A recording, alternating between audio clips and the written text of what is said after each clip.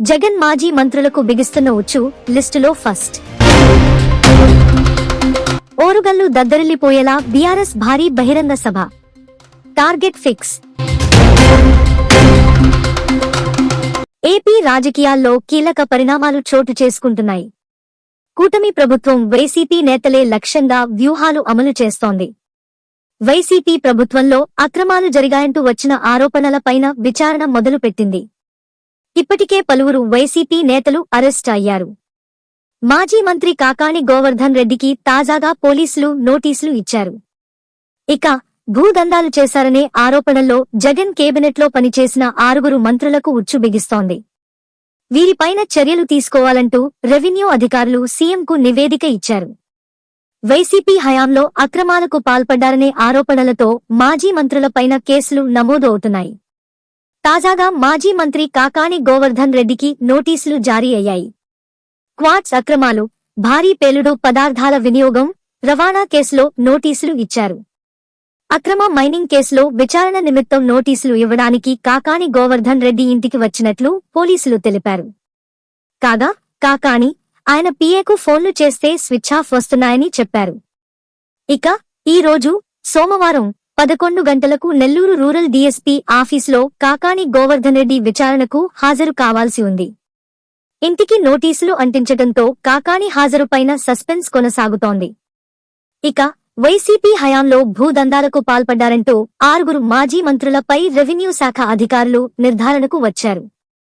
YCP అధికారంలో ఉన్న సమయంలో రాష్ట్ర వ్యాప్తంగా 13.59 లక్షల ఎకరాలను ఫ్రీహోల్డ్ చేయగా అందులో 5.74 లక్షల ఎకరాలను అక్రమంగా, చట్టవ్యతిరేకంగా జీవో 596ని ఉల్లంఘించి నిషేధ జాబితా నుంచి బయటకు తీసినట్లు రెవెన్యూ అధికారులు విచారణలో తేల్చారు.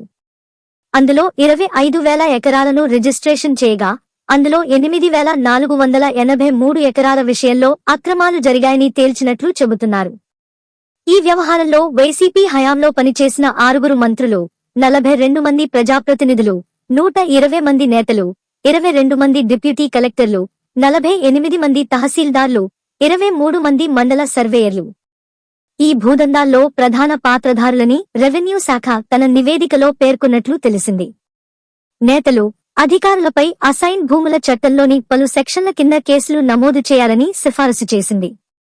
గత ప్రభుత్వ హయాంలో ఈ దందాలో పాత్రధారులుగా భావిస్తున్న ఆర్డీఓలు, తహసీల్దార్లుగా పనిచేసిన రెవెన్యూ అధికారులపై శాఖాపరమైన క్రమశిక్షణ చర్యలు తీసుకోవాలని సూచించినట్లు తెలుస్తోంది.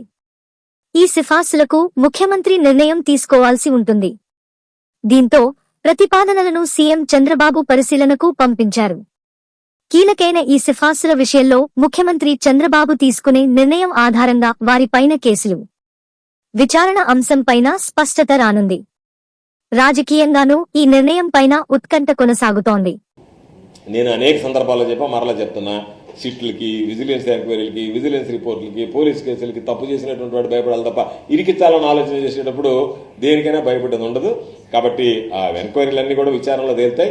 కాకపోతే ఈరోజు పాపం ఇబ్బంది పడే వాళ్ళంతా ఎవరంటే అధికారులు. ఎవరైతే ఇప్పుడు ఇన్వెస్టిగేషన్ చేస్తున్నారో రేపు వాళ్ళని పిలిచిన తర్వాత వాళ్ళు వాస్తవాలు చెప్పారనుకోండి, వీళ్ళు రాయించారు మా చేత ఈ విధంగా అని చెప్పి పాపం వాళ్ళు ఇబ్బందులు పడేటువంటి పరిస్థితులు ఉంటాయి భవిష్యత్తులో. కాబట్టి ఏటికి, కేసులకి, వాటన్నిటికీ భయపడం మరలా చెప్తున్నాం.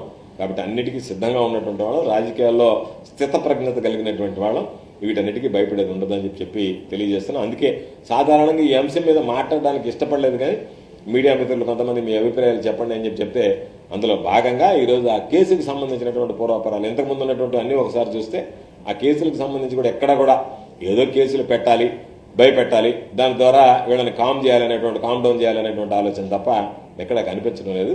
కాబట్టి మా మీద పెట్టేటువంటి కేసులకి మేము అలవాటు పడిపోయాం వైఎస్ఆర్ కాంగ్రెస్ పార్టీ వాళ్ళం. కాకపోతే పాపం కొంతమంది అంటుంటారు ఇంకా నా దాకా రాలేదని చెప్పి అవి ఒక్కొక్కరు వంతు వస్తా ఉంది. కాబట్టి మాట్లాడే వాళ్ళందరి మీద కేసులు పెడతారు. ఆ కేసులకి అన్నిటికీ భయపడం మా గళం. ఒకవేళ మహా అంటే మా ఎన్ని రోజులు అవుతాయి, మేము అరెస్ట్ అయ్యి రిమాండ్లో ఉంటే ఆ రిమాండ్లో ఉన్న రోజులు మాట్లాడాం. రిమాండ్లో నుంచి బయటకు రాగానే మళ్ళీ మొదలు పెడతాం. మళ్ళీ మీరు రిమాండ్ చేస్తే మళ్ళీ రిమాండ్కి పోతాం. మళ్ళీ రిమాండ్లో నుంచి బయటకు రాగానే మళ్ళీ మొదలు పెడతాం. మా ఉద్దేశం ఏంది, మీలో ఉన్నటువంటి వ్యతిరేకతని ప్రజల్లోకి తీసుకువెళ్లాల ప్రధాన ఉద్దేశం. దాన్ని మేము ప్రశ్నిస్తూనే ఉంటాం.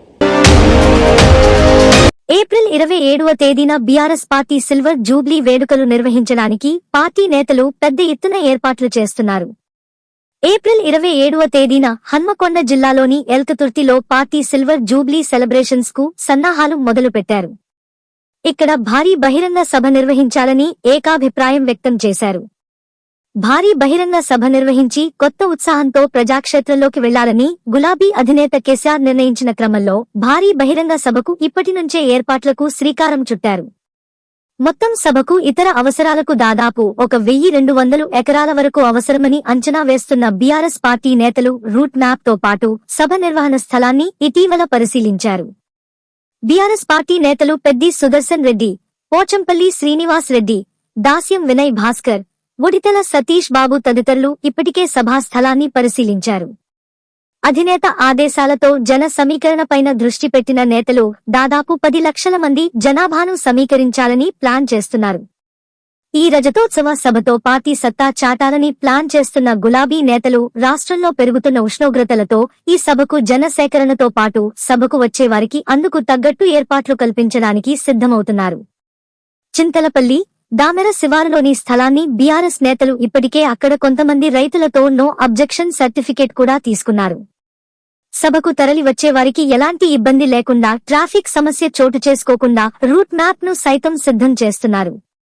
ఆర్టీసీ బస్సులతో పాటు ఇతర వాహనాలు 40 నుంచి 50 వేల వరకు వస్తాయని అంచనా వేస్తున్నారు. అందుకు తగ్గట్టు ఏర్పాట్లు చేయడం పైన ఫోకస్ చేశారు.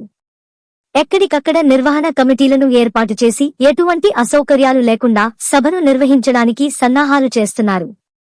సభకు వచ్చే జనాల కోసం 10 లక్షల వాటర్ బాటిళ్లు, మజ్జిగ ప్యాకెట్లు సరఫరా చేయాలని నిర్ణయించారు.